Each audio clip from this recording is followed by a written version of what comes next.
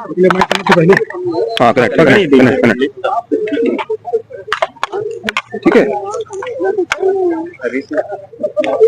Sir. अभी आप यहाँ आंदोलन स्थल में आए हुए थे, क्या निराकरण निकला? यहाँ जैसे आप सभी को पता है कि मऊगंज जिला बिल्कुल नया जिला है और हर तरफ स्टाफ की कमी है, और उसके लिए हम लोग निरंतर प्रयास कर रहे हैं इस दिशा में।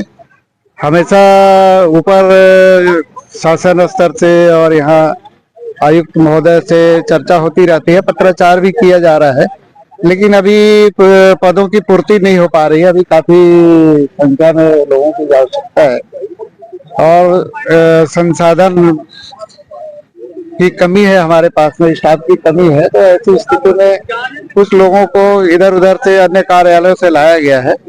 उसके संबंध में जो पत्राचार हुआ है, यहाँ जो आंदोलनकारी हैं उनको अवगत कराया गया है कि हम इस दिशा में जो है प्रयास कर रहे हैं और हमको जैसे उपयुक्त आदमी जल्दी मिल जाएगा, हम लोग प्रयास कर रहे हैं, ढूंढ रहे हैं, मिल जाएगा तो आगे की हम कार्रवाई करेंगे। सर इसके पहले भी वायरल ऑडियो और वीडियो में तुरंत कार्रवाई हुई थी, जिला प्रशासन के द्वारा तुरंत जीरो टॉलरेंस की नीति पर काम करते हुए तुरंत कार्रवाई हुई थी, लेकिन पंकज श्रीवास्तव पे आज तक 1 महीने हो गए कोई कार्रवाई नहीं हुई, बल्कि पदासीन है।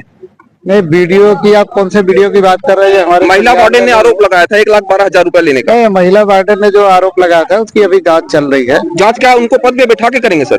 किसको? पंकज श्रीवास्तव जी को।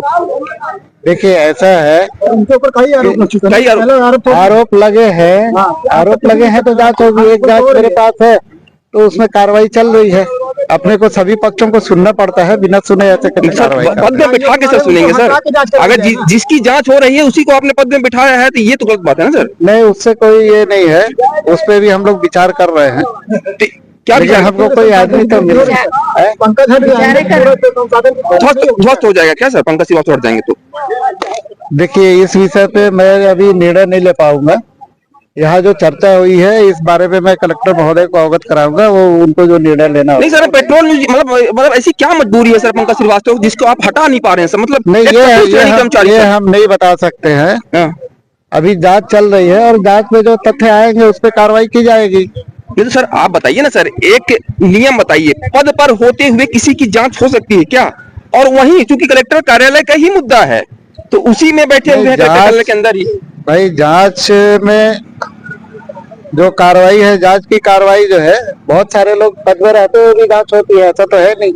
कई जगह हटा भी दिया जाता है जहां लगती है कि बहुत जांच प्रभावित कर रही है। तो इनके ऊपर क्यों नहीं हो रही? क्या प्रशासनिक अधिकारियों के ऊपर कार्यवाही की? महिला वार्डन पर कार्रवाई हुई, इनके ऊपर क्यों नहीं उसी मामले पर? ये महिला वार्डन कौन? जिससे रिश्वत लेने का मामला पंकज से जुड़ा हुआ है, 1,12,000, उनके ऊपर कार्रवाई हो गई। उनसे प्रभार छीन लिया गया। प्रभार छीन लिया गया तो पंकज क्यों बैठा? प्रभार तो बहुत पहले से नहीं था उनके पास में, वो तो आदेश सर वो तो जांच का विषय है कि प्रभार बैक डेटेड में दिया गया है कि वो तो अलग बात है, लेकिन पंकज श्रीवास्तव को क्या ऐसी मजबूरी है चतुर्श्रेणी कर्मचारी को हटा नहीं पा रहे हैं सर? हम कलेक्टर साहब को अवगत कराएंगे। ठीक है, थैंक यू। वगैरह जो मुद्दे की आपकी बात है तो उसकी जांच चल रही है। अभी एक जांच मेरे पास है, बाकी और काम नहीं बताते। मैं 2 मिनट सर, आपने जितना बताया है, मान लीजिए मेरे घर में चौकीदार नहीं मिलेगा तो मैं डकैत को किसे लूंगा? आपके कार्यालय में साहब नहीं लिखा है कि गोपनीय कक्ष, मेहता साहब के एसडीएम कार्यालय में नहीं लिखा है, आपके कार्यालय में नहीं लिखा है, आपके कलेक्टर साहब और एसपी के कार्यालय में गोपनीय कक्ष नहीं लिखा है। पंकज वहां क्या गोपनीय काम करता है कि प्रवेश वर्जित और गोपनीय? तीसरा, एक ऑडियो वायरल हुआ, पेपर में आया तो कलेक्टर साहब वहां हरिश्चंदी प्रकट कर दिए कि हमने कार्यवाही कर दी। यहाँ एक वाहन चिल्ला रही है कि मेरा चीरहरण हो रहा है, 1 लाख रुपए कलेक्टर के नाम पर और 12,00,000 रुपए उसके नाम। क्या मऊगंज जिले में योग्यता की इतनी कमी हो गई है श्रीमान जी कि कोई योग्य व्यक्ति नहीं है, कि वो चतुर्थ श्रेणी कर्मचारी के बराबर योग्यता नहीं है? पंकज के अभी आपको भेजता हूँ, आपको भी भेजूंगा, 2 फर्जी उसकी रजिस्ट्री वो करा लिया। एक मध्य प्रदेश के विधानसभा में पंचायत ग्रामीण विकास मंत्री कहते हैं कि अगर ब्लैंक बिल है तो इस पे FIR कराएंगे। इसका भाई बहुती में सरपंच है, सारे ब्लैंक बिल। इसका एक भाई मऊगंज हनुमाना जिला को, तो हनुमाना तहसील को और जनपद को लूट रहा है।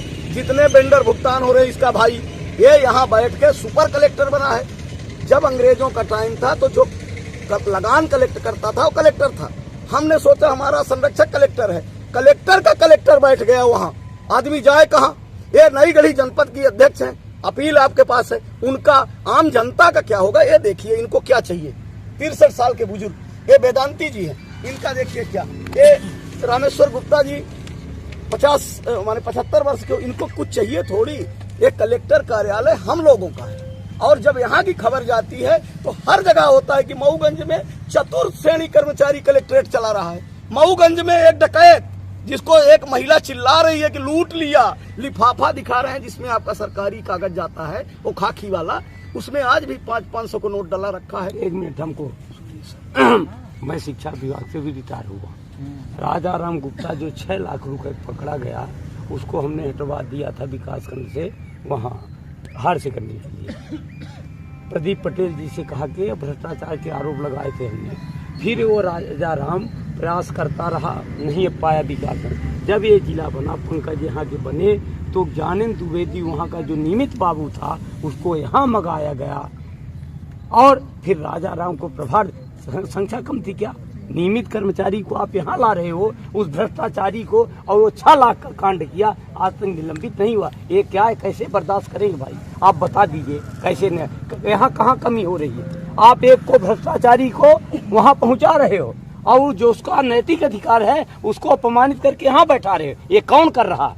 अजय को नहीं मालूम, श्रीवास्तव को नहीं मालूम था, और जब 6 लाख पकड़ा गया कुछ नहीं हुआ। 5 लाख में अपर कलेक्टर को आप सस्पेंड कर रहे हो, और 6 लाख वाला घूम रहा। मैं इस्तीफा दिया तब उसका ट्रांसफर भर हुआ, आज तक निलंबित नहीं। तो ज्ञानेंद्र द्विवेदी को अपमानित किए, ये कौन कर रहा है? अजय श्रीवास्तव नहीं जानते आप उसे। फिर मैं कलेक्टर अजय श्रीवास्तव के लिए मौन हुआ हटाने के लिए, कमिश्नर को पत्र लिखा, हटे, गड़रा कांड हुआ, तो हम सोचे ये हट जाएगा रोग, ये रोग है, महाभ्रष्ट है, हर दीवार बर्बाद कर दिया, मऊगंज को बर्बाद कर दिया। इसलिए साहब मजबूरी है, इस जिले को बचाइए। एक व्यक्ति के लिए ये सारे प्रशासन को न सानिए, एक निष्पक्ष दिखाइए। आप नई गढ़ी में 2 को निलंबित कर दिए एक वीडियो वायरल होने पर, और उसके नाम पर एक शिक्षिका रिपोर्ट कर रही। नहीं, उसमें क्या है, देखिए उसमें कंटेम्प्ट केस है, किसमें?